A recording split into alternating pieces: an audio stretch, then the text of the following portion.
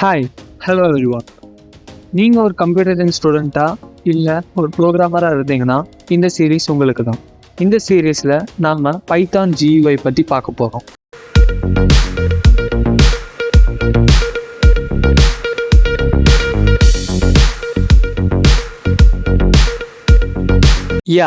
Welcome to my channel top 10 techie. இங்கே இருக்க யாருக்கு தான் அசைன்மெண்ட்ஸ், ப்ராஜெக்ட், ரிசர்ச்சஸ் இருக்காது? எவ்வளோ நாள் தான் நம்ம கன்சோலில் காட்டி பிபிடியில் காட்டி நம்மளோட ஹார்ட் ஒர்க்கை எக்ஸ்பிளைன் பண்ண போகிறோம்? Just for a change, try something new. Here நாங்கள் உங்களுக்கு பைத்தான் GUI பற்றி எக்ஸ்பிளைன் பண்ண போகிறோம். இந்த சீரீஸில் எல்லா பேசிக் எலிமெண்ட்ஸையும் எங்கே எப்படி யூஸ் பண்ணணும்னு சொல்லித்தர போகிறோம். அண்ட் ஃபைனலி நாம் இந்த பேசிக் எலிமெண்ட்ஸை வச்சு ஒரு ப்ராஜெக்ட் பண்ணுவோம். இந்த ப்ராஜெக்ட் முடிக்கும்போது உங்களுக்கு இது மேலே ஒரு சாலிட் அண்டர்ஸ்டாண்டிங்கும் அண்ட் காம்ப்ளெக்ஸ் ப்ராஜெக்ட்ஸ் பண்ணக்கூடிய உங்களுக்கு ஓன் கான்ஃபிடென்ஸ் கிடைக்கும். கடைசியாக நான் யூஸ் பண்ண போகிற ஐடியை எப்படி டவுன்லோட் பண்ணணும்னு மேலே காட்டியிருக்கேன். இந்த ப்ராசஸ் மூலிமா நான் யூஸ் பண்ணக்கூடிய ஐடி பைச்சாம் இதை நீங்கள் டவுன்லோட் பண்ணிக்கலாம். உங்களுக்கு விருப்பம் இல்லைன்னா நீங்கள் விஷுவல் ஸ்டுடியோ செட்டப்பில் கூட பைத்தான் யூஸ் பண்ணலாம். நான் மேலே டேக் பண்ணுற ஐ பட்டனை பார்த்தீங்கன்னா உங்களுக்கு எப்படி Python and visual studio setup பண்ணோன்னு காட்டியிருக்கேன். அந்த வீடியோவை செக் பண்ணிவிட்டு இங்கே வாங்க. இப்போது என்னடா GUI ஏதோ புதுசாக சொல்கிறேன்னு சில பேர் கேட்கலாம். அவங்களுக்கு GUIன்றது graphical user interface. Now see Dropbox வந்து டெஸ்க்டாப் கிளைண்ட் ஆப்னு வச்சுக்கோங்க. எல்லோரும் யூஸ் பண்ணுற இந்த ட்ராப்பாக்ஸ் கிளைண்ட் ஆப் வந்து Tkinterல தான் டெவலப் ஆகிடுச்சு. ஈவன் பைத்தான் ஐடல் அது கூட Tkinterல தான் டெவலப் ஆயிருக்கு.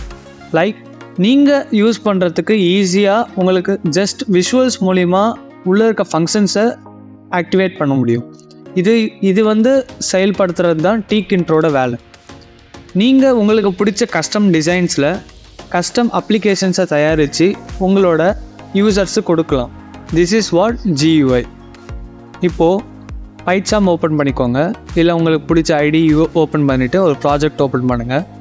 And start typing import Tkinter.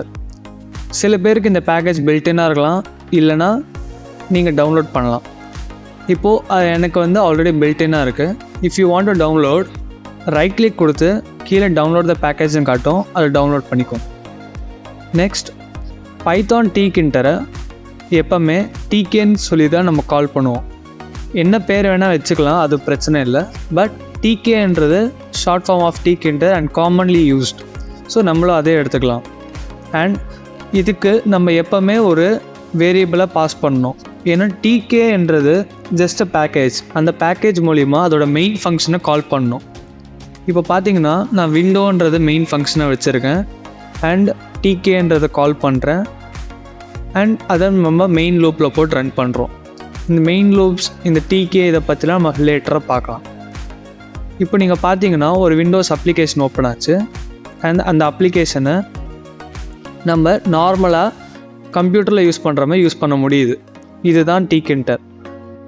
இப்போ பார்த்தீங்கன்னா அந்த விண்டோஸும் இதில் வரக்கூடிய அந்த ஃபைலும் மர்ஜ் ஆகுது.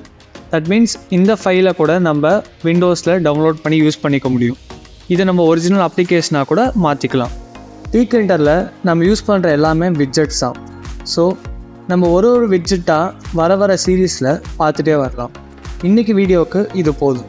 நெக்ஸ்ட் வீடியோவில் லேபிள்ஸ் எப்படி நம்ம Tkinterல யூஸ் பண்ணுறது அண்ட் அதோட கம்ப்ளீட் ஃபங்க்ஷன்ஸை பார்க்கலாம். Tkinterரை பற்றி புரிஞ்சிருக்குன்னு நினைக்கிறேன்.